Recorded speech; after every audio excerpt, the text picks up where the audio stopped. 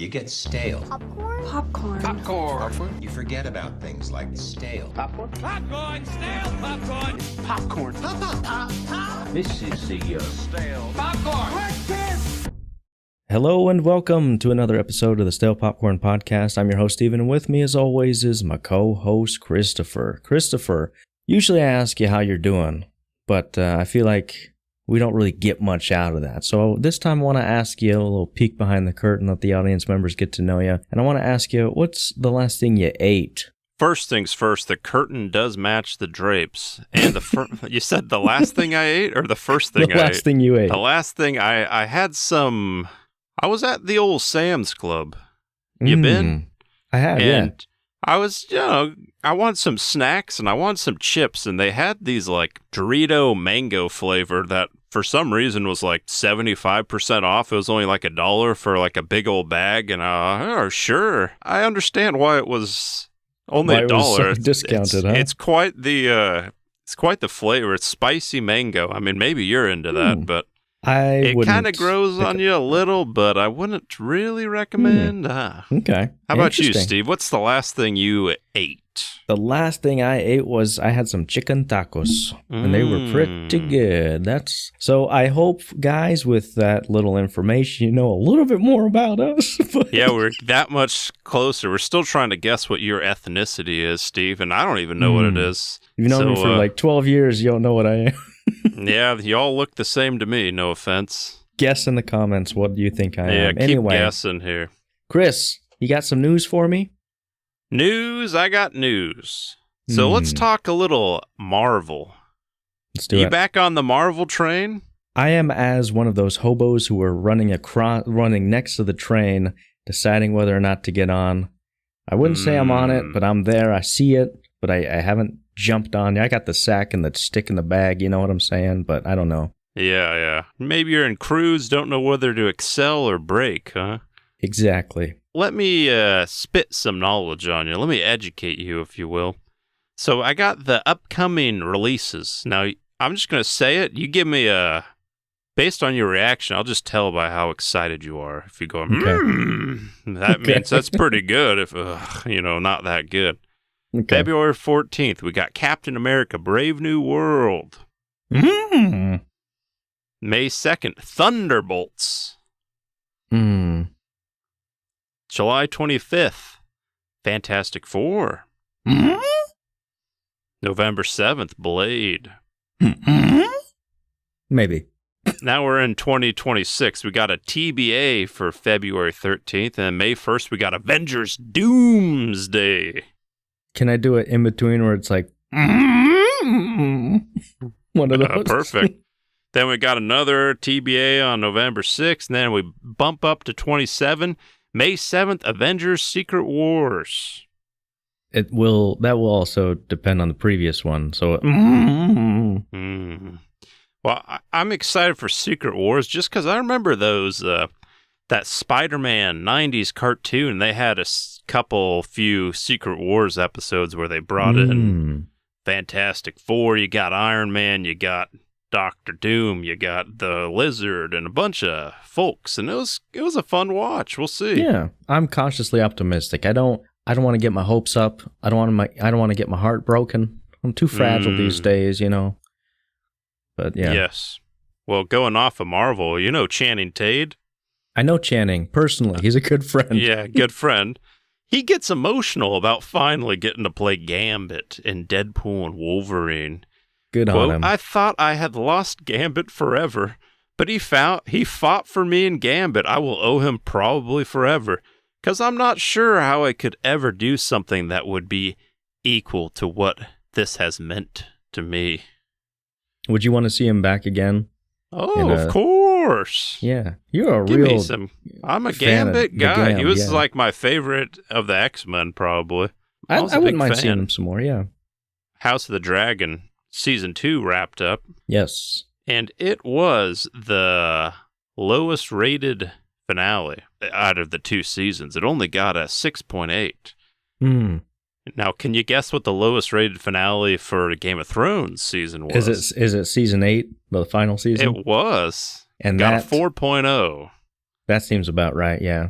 without spoiling anything, I seen I seen the House of Dragon, finished the season, and it's kind of fun. Some boring parts, some fun parts. There's dragons, there's reptilians, there's violence, there's diplomacy. You got it all. The next Game of Thrones spin-off series will be A Knight of Seven Kingdoms. Set 100 years before Game of Thrones and 100 years after House of the Dragon. We'll encounter several members of the Targaryen dynasty, releasing in 2025. Okay. Here, got one for you. Jenna Ortega is in talks to star alongside Glen Powell in J.J. Abrams' next movie. Now, the audience can't see my face, but as soon as you said those words, Glen Powell, a cheeky grin trickled upon my face. But that's cool. I like it. Oh, wait, what's he going to star in again? What's it called? It's just J.J. Abrams' next film, probably Lost Season 7, if you're asking me. A Lost prequel movie, yeah. I get lost in Glen's eyes, so get me there. Very good. Yeah, you're taking the two hottest. You got the hottest actress and the hottest actor, the two it girls, if you will. Yes. If possibly getting together, I think you'd get a lot of winning people formula, interested. Yeah. Definitely a better duo than her and Bilbo and whatever that movie was. You remember that one? I think I saw previews on like Netflix, and I was like, what is this movie? What am I seeing here? Me and my wife, I think I was on Netflix, and it just said thriller, and we're like, yeah, I like thriller. Hey, it's Jenna Ortega, and yeah, it wasn't that great of a movie, I dare say. It was not what I was expecting. I didn't. I could have gone without seeing it, and not my fave. Yeah. Jenna Ortega, she's also starring in Beetlejuice Dois. Yeah. Warner Bros. Are teaming up with Fandango to be the first movie studio to sell movie tickets digitally in Roblox. There will be a virtual box office location in Roblox for users aged 13 plus to buy tickets for Beetlejuice 2. I don't know how that works. I mean, I'm not a Roblocker, if you will. I'm more of a... I mean, are you a Roblocker? I'm not a Roblox. My brother-in-law, he's a young lad, and he always plays it, and I always joke with him. I'm like, hey, you playing that Robot Blocks? And he's like, it's Robo-Blocks. He gets real mad. That's the Roblox. only... we were playing those Robot Blocks. Interesting. Yeah, it's a bold strategy, Tom. Let's see how it works out for him. Yeah. Ryan Reynolds reveals there were talks about bringing back Nicolas Cage as Ghost Rider for Deadpool and Wolverine. Quote, came to a conversation for sure. Yeah, but no. I would have loved that. That would have been the best cameo if you ask me. If you're not going to do it, don't tease me, Tom. Yeah. And by Tom, I mean Ryan. I don't know who Tom is, but yeah, that would have been way cooler if you ask me. It hadn't crossed my mind.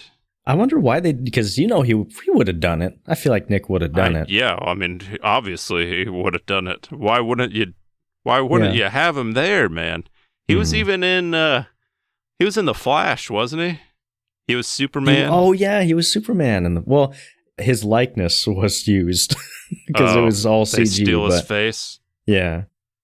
Longlegs has managed to earn more than Furiosa domestically. Really? It just breaks my heart because Furiosa is such a good movie, and Longlegs isn't, in my humble opinion. You got to chalk it up to marketing, man. You said it. I know. They got the great marketing. Yeah. Now, another movie that really struggled. Tell me if you heard of this. Harold and the Purple Crayon. I've seen the posters on, when I'm in the theater, and I think to myself, who's going to watch that? Well, apparently no one, my friend, because it opened to $9 million globally on a $40 million budget. One of the worst opening weekends of 2024. Ooh. Now, this one I'd say is bad marketing because, I never seen a trailer or never even heard of such a film. Too bad for, what's his name? Zach? Is it Zach Levi? Zachary Levi. I feel like he's going on a downhill trajectory. He is, yeah. Ever since Shazam 1, it's just been... he was... if you star in a, $150 million budget movie as the lead, doing pretty well. Mm-hmm. But after that, he's He's in this movie. He was in like that football movie. That was like a low budget one. He's kind of gone on a downhill path. Yeah, too bad. Yeah, I mean, he was Entangled. I forget he was Entangled. Is he the guy? Yeah, he's the Flynn Rider. Really? Yeah. I had no idea. Speaking of Harold and Purple Crayon, it opened with $9 million globally, $6 million domestically, which still grossed less than Inside Out 2, which is on its 8th week in the box office. That's rough, man. That's real rough. Because I feel like that's the same kind of target audience if they're going after. But, I mean, it's a clear choice. You're going to watch Inside Out 2 or this you're gonna movie watch about this grown man coloring with crayons or whatever that movie's about. Oof, yeah, I think rough. my wife's, I'm just guessing here, she's probably seen Inside Out 2 at least 7 times in the theater here. Are you kidding me? And I think she was like, yeah, I thought about seeing that Crayon movie, but once I got there, I was like, do I really? I'll just watch it an 8th time, and maybe that's what's going on. I don't know. Yeah. But yeah, it didn't get great reviews. Now, speaking of kids, Disney Plus will raise its prices. Ad tier was $8, now it's up to $10. Ad free tier was $14, now it's up to $16. Man, they keep raising them. This is the 4th time they've increased the price. And it's more than double what it cost 5 years ago. It's ridiculous, man. Who would have thought streaming services wouldn't be sustainable in the long run? This one's kind of juicy here. You know Joaquin? I know Joaquin. I'm the Joker, baby. I'm the Joker. Has left Todd Haynes' next movie just 5 days before filming was meant to begin. Ooh. What's the movie? Was described as likely NC-17 rated and followed 2 men who are intense lovers and leave California for Mexico. Well, that sounds like a safe option, Joaquin, for multiple reasons. Leaving, yes. Well, I mean, people are mad at him because, I mean, they're filming in 5 days, but it's supposed to be a real passionate LGBTQ film. And then he drops out, and they're saying it's reported the film could lose 7 figures as Phoenix can't be recast. Basically, you can't really do the movie here. You got an easy solution: CGI body double. Yeah. Yeah, who's someone that looks like Joaquin? Ooh. No one. I don't even know. Yeah, nobody's got a face like that. Get Zachary Levi. He'll do it. He's not doing anything. yeah. He needs the money. But that's all the announcements I got, Steve. How about you? You got anything? I got one that I found kind of interesting while scrolling through my feed here. Jamie Lee Curtis. You hear of her? Oh, yes. I've heard of her. Now, she was in an interview at San Diego Comic-Con in which she was asked by MTV to name which phase the MCU is currently in. And, quote, without hesitation, Curtis replied, bad, to the audible and shocked guffaws of others in the room. I think her agent got wind of that, and so she came out and publicly apologized and said, quote, my comments about Marvel were stupid and I will do better. She added that she has reached out to Marvel Studios president Kevin Feige and that she will no longer play in the mud-slinging sandbox of competition that we call the internet. So when I read that, I was like, I feel like her agent made her apologize because it's like, Jamie, Marvel's big. We're going to get you a Marvel movie one day, so you got to apologize. But like what she said wasn't that bad, and it's not inaccurate either. I mean, Deadpool, they basically say that the whole movie. That's what I'm saying. So I'm kind of like, I want to say like, grow a pair, Jamie. Let's. I know. You got your opinions. You can have opinions. You got to have that Freaky Friday Secret Wars crossover open in the future, We're all begging for, yeah. Yes. That would be great, yeah. But if there's no other news, I do have a question for you, and that question is, what you been watching? Well, I actually been watching a show called Twisted Metal. You ever heard of her? Anthony Mackie, surely, yes. Yes. And who's the woman in that? It's Diaz from Rosa Diaz. Brooklyn. Yes. Stephanie, Brooklyn Nine-Nine. I can't remember her name, but yes. Something. It's got Sandman from Spider-Man 3. Thomas Hayden Church? Yes, the one and the only. Yes. I kind of watched this movie insofar as I watched a recap video. First of all. Sorry. I watched the recap video, so I get the gist of it. But how did you like it? I haven't finished, but I think it's pretty good, honestly. I could probably give it like a 3.5, but I still got like 2 or 3 more episodes. But it's kind of like a poor man's Fallout, which, me and you, we both loved. Yes. It's not as good, but it's still pretty good, enjoyable, similar tone, similar vibes. But yeah, I've been liking that. I'll let you know when I finish if it still holds the 3.5. Nice. How about you, Steve? What you been watching?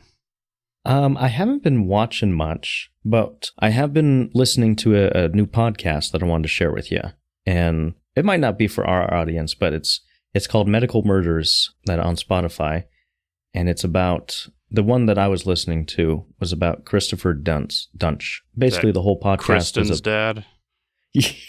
Yeah, Kristen Okay, Dunst's sorry. dad. It's basically about, the whole podcast is a series of different stories about these people who are medical practitioners and they are not good people. And the one that I listened to about Chris Dunch was really interesting because he was just like a sociopath who was a neurosurgeon. He took advantage and did some real bad to some people. And it's really interesting. I feel like if you're into like crime junkies or something like that, then you should check it out because it's laid out really well and it has the perspective of like an actual doctor. He kind of tells you medical terms and all that. A little bit different than what I'm used to talking about here on the show, but I thought it was interesting to share nonetheless, Christopher. That's pretty much all I've been doing lately. Well, nice. Other than what I watched recently and what we're going to dive into. You want to dive into it, Chris? Yeah, let's dive in. Now, let me preface, so before we get into it, to really let you know how I feel about this movie, I'm going to just give a little back story. Is that okay? Yeah. When I first heard this film was coming out, probably about a year or so ago, I remember hearing, all right, there's a Borderlands movie, and there's a Fallout show on Amazon. Now, if you were to ask yourself like a year ago, which one would you say you were more excited for? Probably Fallout. I was more excited for Borderlands because I played the games, and I played a little Fallout, but not a ton. Mm-hmm. And, Kevin Hart, Jack Black, I'm thinking it could be a fun time, like a Jumanji type. That was a fun movie. Yeah. And then Fallout came out, and I was like, oh, it was actually really good. Mm-hmm. And Thursday, I got my tickets for Thursday evening. And I'm just, early in the morning, I'm scrolling through the feed here. Pops up, first reviews come in for Borderlands. Maybe you know this. What do you think the percent were out of first 10 reviews on Rotten Tomatoes critic? I don't know Rotten Tomatoes, but I come maybe in quite low is what I would say. In the 0%. 20s. It was 0%, and I'm like, all right, well. And then I see a couple hours later, they're up to 31 reviews. It boosts up. It's up to 4% now. So out of the 31, one person said it wasn't rotten. Oh, gosh. So I'm like, all right. So I got no expectations, obviously. And by the time I get to the theater, it's probably, I'm watching at 5:30. I get there probably 20 minutes in, and I'm struggling to stay awake. I don't know if you had this problem for the movie, but it's very boring, like dozing off, because, it's a nice, cool theater. Got the nice soft chair there, You reclined. get some peace and quiet from your kid. Yeah, it's just, I'm like, the setting is I'm there. dozing off, and like, I basically like 3 or 4 times I have to like wake up, and if I wasn't doing a podcast on this, I would have just slept or I would have just left. But like, I just had to like consciously every couple minutes throughout the whole movie, like slap myself in the face, get up, shake a little. All right, I'm doing this for you guys here. Yeah. It was so boring, and I'd say like 40 minutes in, the person next to me, she just like, I just hear her say like, I can't. And she just like gets up and left and never came back. And like, there was a couple sitting next to me, And, normally you don't like people talking in a theater. Mm-hmm. It's annoying, but like in this movie, I welcomed like any sort of distraction. I'll take it, because like that's more entertaining. Yeah. And just like any time, like there's a scene where Claptrap is like pooping bullets, if you remember that great scene. Mm-hmm. And they're just like, oh my God, like just, and you can just like, in like a theater, like normally if something's funny, it's like a general like laugh, ha or whatever. Mm-hmm. And this is just like the opposite. Like everyone is just like groaning, like, oh brother, oh come on, like I'd never been a part of. Stinks. Yeah, I'd never been a part of anything where it's just like you could feel the whole theater just like viscerally hate this movie. Except there were like two people in the back that were just, the gigglers laughing at everything that's not funny. So I guess they got those two people, but it was a terrible flick, or I thought so. Now, last week we talked about Trap, and I didn't, obviously it wasn't, I didn't think it was this bad, but I was like, I thought it was, like an average. And I go home, the wife goes sees it after.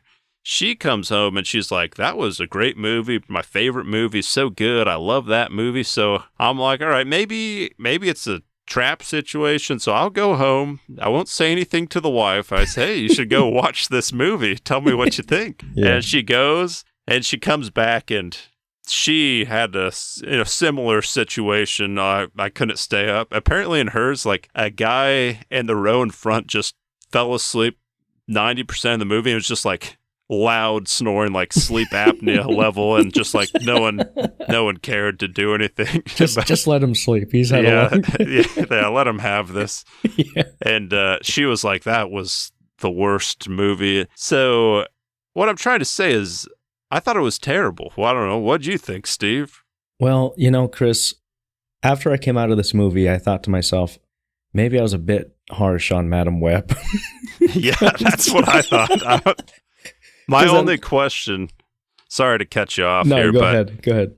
So, like, the only burning question, I'm like, what movie is worse, Atlas or this movie? Like, yeah. Ooh, that's a tough one. Come back to me at the end. Maybe I'll have an answer.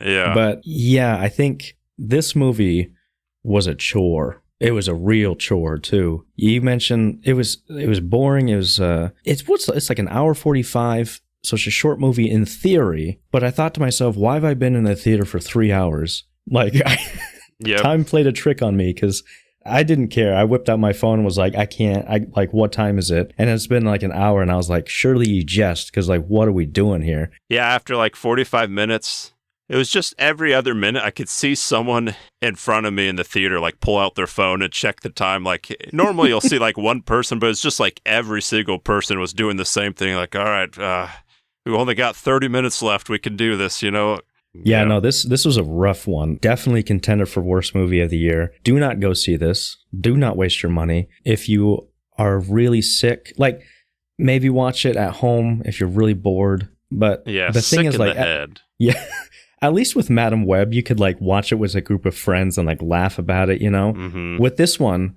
like you said, my theater was the exact same. For a movie that's supposed to be funny, like you would have thought I was alone in this theater, because not even like an exhale out of the nose was heard from like, and nothing was funny, nothing hit anything, none of the action hit, none of the story beats hit. It just falls flat on every single level, and I can't in good conscience recommend this to anyone. Now, I played a lot of Borderlands. You and I played Borderlands in college. We played Borderlands with our friends. Shout out to Preston, Sam, Sophie. We played a lot of Borderlands back in the day. The thing about Borderlands is it's not a rich history of storytelling in those games. Like, it's really, it seemed odd to make a video game out of that because the stories are so thin. And the story here is very thin, doesn't hold up. And it's like, so many times in the theater, I was just like, this was a mistake coming here. Like, I don't like this. I don't like how it makes me feel. I was like, why didn't we watch that? Why didn't we do it on that Blake Lively one? I would watch that 10 times. Yeah. My wife's watching that tonight. And I'm like, I wish. I'll watch that 10 times in a row before I touch this one. Yeah. No, I don't know if I gave you a rating. I'd give this like a 1 out of 5, maybe. Yeah. That's because I'm in a good mood, but yeah, when I first came out the theater, I was like, that was bad. I don't think it's quite as bad as Atlas. Because I like, at least Borderlands, it's like some sort of action a little bit. Yeah. I mean, that's not great, but the more I was thinking of it, when I was taking the notes, I just kept getting mad. Like every time I was thinking about this movie, it just had an effect on me. Affected me physically, emotionally, spiritually, sexually. You may not be able to perform later. Yeah, it kind of like, it reminds me, you know that meme of that like high school kid who's staring and he's got the vein like popping out of his head? Like, yeah. That's me. That was me watching this movie. Oh, man. It's kind of like, it reminds me, you know how like some people just like are so against something, like maybe like Trump, you know, like people like hate Trump with such a or maybe like protesters, like they're so against, I don't know, global warming. Like you're just like, all right, I see why you don't like it, but like I just don't care enough about anything to ever really be that upset about it. Yeah. But I understand it now because like I feel like that's what this movie has done to me. It reminds me of, you remember that Edgar Allan Poe great story, The Telltale Heart? Yes. Where the guy is obsessed with this old man's like lazy eye. Yeah. And it's just like all he can think about. And then, you know, as you do, you smother him with the pillow and chop him up and bury him under your floorboards. That was what this, like, it's just like, it's, I don't know if I'll ever get rid of this feeling I have. It's so upsetting. It makes me mad. Yeah. It's not a great time. And I actually thought, Steve, because I saw this Thursday and you saw it today, right? Mm-hmm. You just coming fresh off it. How long ago has it been since the... Been about 8 hours since my life has declined. You know, I thought about, because I saw it last night and I was like, should I just text Steve and be like, you know, I'll bite the bullet. I'll do a solo. I don't know if you'll have to, like, I feel bad if you're going through this. Or, you know, you can even lie and be like, yeah, I totally saw it. Yeah, I know, no good, you know. But I was like, you know, you got to be true to the fans because when we talk here, this is our first time hearing each other's reactions. You know, we're live. It's real. We're talking reality here. And also part of me, I wanted a trauma buddy, you know, to kind of go through this with. So I let you do it, and I'm sorry for it. I feel rotten. That's how I feel. But no, you know what? I'm glad to go through it with you, and we're the better men for it. We can get through this together. I believe it. Yeah, but we can do. I guess let's get into it for a bit. I'll give a quick summary. We'll just dive into spoilers. Do not go see this. Yeah, please do not.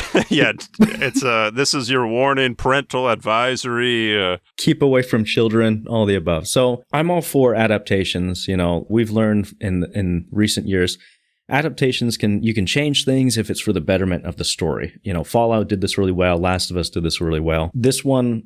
Well, it kind of only shares a few things in name only to the games, but it starts off in a galaxy far, far away. I don't know where we're at, really. I don't know if it's the future or some bullcrap. But Cate Blanchett plays Lilith, who's a bounty hunter. She's a no-nonsense. She don't take no crap off of nobody, if you know what I mean. Yes. Oh, man, this is a chore even explaining this. I'm sorry. Yep. Going through some PTSD just thinking about it. But she's got a job from a big fat cat corporate guy who's like, you got to find my daughter. She's missing, and I'll pay you some money. You got to go to this planet named Pandora. No relation to the movies. Or the radio station. Or the radio station. And she gets there, she meets up with Claptrap, and I'm sorry. It's a fetch quest. They got to go find some treasure. Very thin story. What was most egregious to me, I feel, was like this movie wouldn't have been the worst movie. We would not be talking about it in the way we are if this movie came out like 14 years ago, 15 years ago. But the thing is, since then, we've seen this movie so many times done before, right? And they wanted so much. They wanted to have their own Guardians of the Galaxy type movie, but they peed the bed so bad that they had to throw out the mattress and the bed frame with it. You know what I mean? Like it fell on every single aspect. The story doesn't matter because whatever you think will happen happens. Like it's very telegraphed on the so-called twist. Lilith, Cate Blanchett's the chosen one to open the vault or whatever. It doesn't matter. Gosh dang it, I'm getting mad just thinking about it. Yeah. What was in the vault? Like, what was the...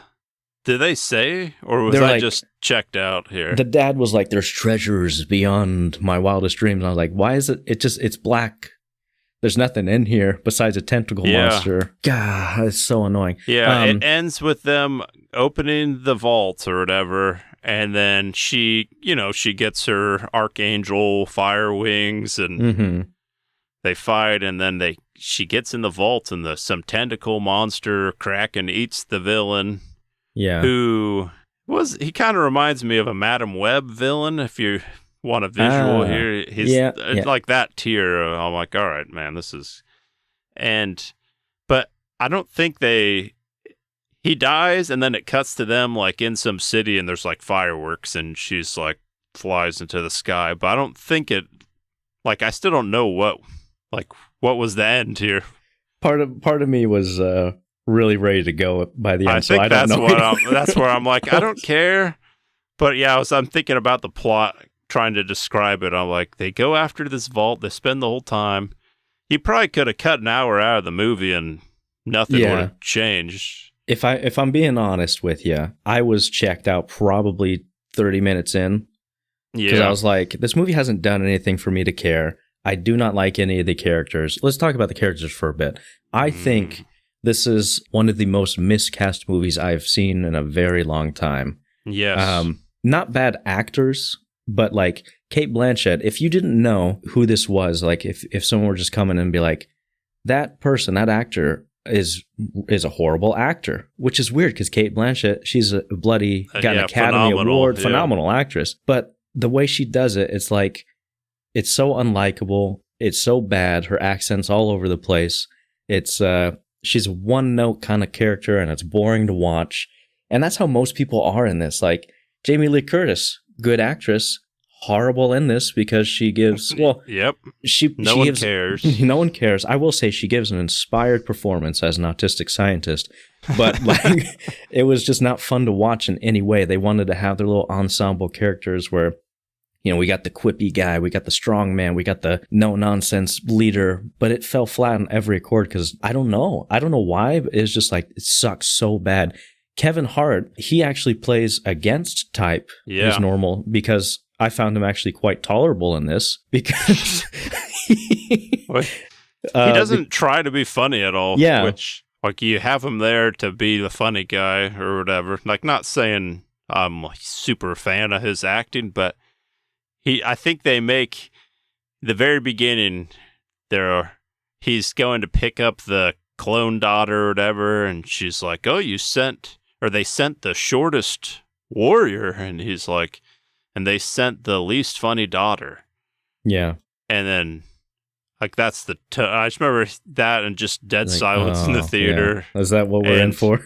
That was just like, he doesn't try to do any, like, I don't think any characters, like, were they supposed to be funny besides Claptrap? Like, it didn't even seem like I think it Tina, was meant. The little girl, was supposed to be like the edgy, funny one. But like, I just found her quite annoying. But like, I guess she's supposed to be annoying. Like that. Yeah. Everyone is annoying. It seemed like the only Claptrap was supposed to be the comic relief, but he was worse than Jar Jar Binks times 10, if you ask me. Like, he was very annoying. I don't understand how, because Tina has all those, like, teddy bear bomb things that you just throw them and they explode. But then she tosses one down to Kevin Hart and it doesn't explode, and then he picks it up and throws it and it explodes. Like, things like that. Or I'm like, how does that make sense? Or she throws a grenade right point blank at Cate Blanchett and she doesn't explode into pieces. Yep, she jumps out somehow. Yeah. They had Bobby Lee. If you know Bobby Lee, he's in it. Nothing funny there. Like, I'm like, he's a kind of funny guy at times, but he didn't do anything. But yeah, they're just like, have him in as like, oh, you're my roommate. Is that the joke? That's the joke. We used to be roomies. Yeah. It's getting me upset again, all riled up, but because it starts off, Cate Blanchett is a bounty hunter, and she's supposed to get Tina. She's working for Tina's dad. Mm-hmm. And she goes, finds Tina. Tina tries blowing her up, and then I don't even know what they are. They work for the dad. The Crimson Dawn or whatever. The Rebel Moon looking mother effer. And they're like attacking Cate Blanchett and them, even though Cate Blanchett is with them. And then they get away. They drive through like the worm pea area and whatever, and then Kevin Hart's like pulls a gun on her, like, all right, go get on your way here. And she's like, they attacked me, I'm with you. And he's like, oh, okay. And then they're all buddies and they go together. Those same soldiers that are after him the whole time, and they meet him over at the vault. She's changes her mind. She's like, don't kill him. And then they all fight. Like, it didn't make sense. Like, Cate Blanchett was on their side, but they were fighting her. Like, the whole movie, it doesn't. All right, you go. I need a break here. You go. I'll tap you out. I got more. Thank you. I want to know what I guess going back to casting, I want to know the thought process of hiring these people. Because it's like, none of them fit the characters in the video game. None of them are really doing anything. Like, they're not memorable, any kind of performances. I have a theory that Hollywood has a list of actors who don't want to be in superhero movies, but they still want to dress up in dumb costumes and do dumb things. And so they got the most recognizable names in here and was like, oh, we got Kate, you want to do this? Sure. Okay, let's go. This movie really, it made me think about what is wrong with Hollywood, and it really showcases, in my opinion, what's wrong with Hollywood. So if I may, I got some thoughts, if you'll indulge me here. Sure. So I think in Hollywood, they don't have any new ideas, right? So the Fat Cats, they have their interns research what's been popular in the last 5, 15 to 10 years, whatever, and they ask themselves, what could make us the most money? And they say, hey, well, Borderlands was popular a few years ago, and there's a fan base, so let's use that, make a quick little cash grab. But Hollywood, they only look at things through the lens of money instead of the lens of passion and creativity. So they never really stop to look at what makes things beloved in the first place. They don't look deeper than what they need to do. And so I argue that, like, the best movies that, in my opinion, they have passion from their inception to their execution. We were talking Lord of the Rings, bloody original Star Wars trilogy, early days of the MCU, Indiana Jones, all those, you could feel the passion coming out of them, and it resulted in a really unique and fun product. But movies like this, nobody cares about this movie. It's a product to them. It's something to just package, repurpose, and ship out.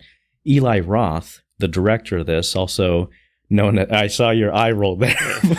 Yeah. Also known as the Bear Jew, if you know that reference. But there was actually some speculation and rumors, so take this with a grain of salt. I don't know if it's true, but apparently Eli Roth was fired from this movie from bad test screenings, and the director of Deadpool, Tim Miller, had to come in and kind of Frankenstein and piece it together. And the studio, it's a business, right? At the end of the day, they need to make money. So they knew they had this mess of a movie on their hands, so that what could they do? My frustration is, you should have known from the start, like, pick projects that are from passionate people, like, take risks like you took with Lord of the Rings, people come to you and say, I love this project, I love this IP so much, and I'm going to do it justice. Instead, you just do things that you think will make you money, and you get crap like this. You get disgusting messes of whatever this was. And you get people like us on the internet who get mad about it, who think about it at night, keep us up at night, and just vein popping in your head thinking, gosh dang it, I wasted an hour and a half of my life thinking about this garbage. So you're going to get, I don't know what the solution is, but just make it stop. Please, do not make more movies of this. That's all I got, and I'm sorry. I'll tap you out here. Tap me out. So speaking of Tim Miller, I was curious because, normally when something's bad, I go back and I see, what else has this guy directed? Do you know what Tim Miller's directed offhand here? Deadpool. Sorry, not Tim Miller. I meant Eli Roth. Eli Roth. No, I don't know off my head. he's got quite the curious cinematography. So he started out with Cabin Fever, which I've never seen, but Yeah. and then he goes Hostel 2, which I Okay. haven't seen those, but those are like, gore, Saw type movies Okay. from what I hear. Green Inferno, I saw that one. That's like a cannibal Amazon. Knock Knock, that Keanu Reeves one, does Thanksgiving, which came out last year, a horror film. That one was actually not bad. Does the house with a clock in its walls. Have you heard of this one? Jack Black. It's like a kid's fantasy movie. Yeah, It's just- yeah. Ugh, I haven't one of seen it, those. but and then he did like Finn, a documentary on like sharks or whatever with Leo. And it's just like he goes from horror, like, and these aren't like, spooky. They're like torture, gore. Yeah. Oh, kids movie with Jack Black, gore. You know what? Let's do Borderlands. I'm like, why? You couldn't have found maybe he's good at his craft for the horror stuff, but it seems weird. Well, that's to what do I'm a saying. I feel like Borderlands with movies like this and more recent movies like the MCU have come out. They don't need a director. Like, they have it already planned down to the action sequences. They just need a fall guy, if you will, someone to blame when this all blows up in their face. Yeah.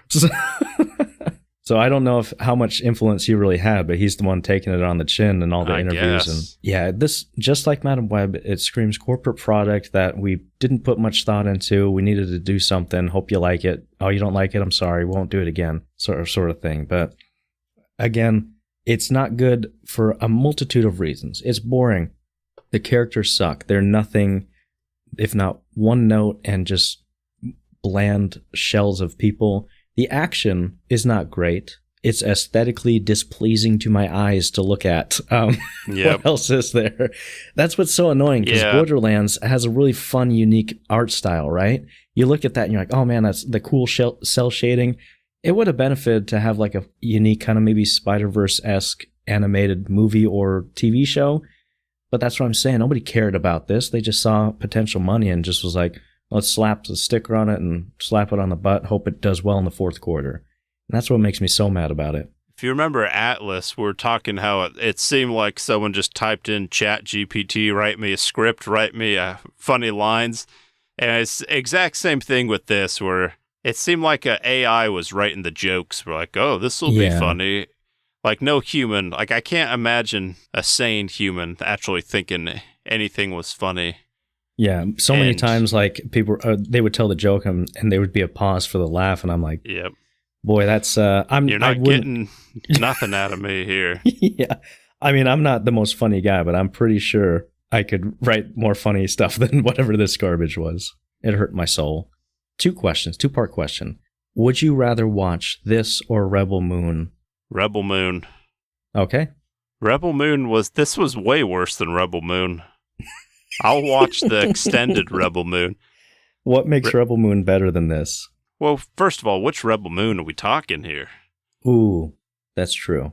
I just wanted to compare it to one of the worst movies we've seen this year. Well, Atlas is still... Oh, yeah. I think this is Jeez. worse than Atlas, though. Really? You doing that? You going there? The more I think about it, because at first I was like, this isn't as bad, but then as I'm like writing notes, I'm like, oh, yeah. And like, yeah, I said, it's very upsetting to me. I Yeah. think I'd give Atlas a 1.5 and I'd give this a 1. Like, I think You it's know what? worse than Atlas. It's definitely the same tier. I'm actually going to say that same thing, because at least in Atlas, like, some of the things were interesting to look at. Like, if you, and Corridor Digital did a really funny episode on Atlas where they said the way to watch it is just to turn off the sound or listen to it in Japanese. And like, you're looking at it, you're like, oh, this is actually kind of cool mech fighting stuff, right? So at least Yeah. it has that going for it. This has nothing. And nothing going for it. Nothing. I mean, it just poops, because it doesn't even feel like Borderlands either. No. Like, the city that they're in, like, it could be anywhere. Like, it doesn't have the cool uniqueness of Borderlands. It's just nothing, and I hate everything about it. And I'm going to go cry now. They could have killed anyone. I wouldn't have cared. I thought they were going to kill Kevin Hart. I thought they were going to have the cojones to do that, but they didn't. I knew Too they bad. wouldn't. It was too early in the movie. I cannot not recommend this enough. Please do not. But if you do, Tell us how much you hated Trauma it. bond with us. Trauma bomb us, yeah. But also, if you did like it, and I genuinely would like to see other people's opinions on why you liked it, because for the most part, I feel like most of us are in the same boat where we're like, what was that? Yeah. But in the off chance you're more optimistic than us, please tell us why. And we won't make fun of you or anything. I want to have a discussion about it in the comments, but I don't want to talk about this anymore. Yeah. I looked it up. It's up to 9% with 89 reviews. So it's creeping up. Maybe next week it'll be in the double digits. Those are paid reviewers. Now, if someone gave me money to give this a good review, I would shun them. It would have to be triple. If it was triple dig, I think I'd do it, but I don't think You'd abandon your morals for the triple dig. Give me $100. Give me a Ben Frank. Sure. Yeah. This is a great film. If you were to say one nice thing about this movie, it was an hour. Gun to 40. your head. There it is. At least they didn't make it over 2 hours. Yeah. I got to give them that one. If you listen this far, thanks for listening. Tell us how you liked the movie or didn't. If you ended up not going to see this movie because of us, say thank you in the comments. Also, let us know what you want to hear us watch or listen or review next time. Be sure to follow us on Twitter and Instagram, LinkedIn, and Facebook and all that good jazz. And that's all I got, Chris. That's all I got. Thanks for listening. Have a good week. Bye. Bye. Stale. Popcorn, stale popcorn. Popcorn. Pop. This is the Stale popcorn. popcorn.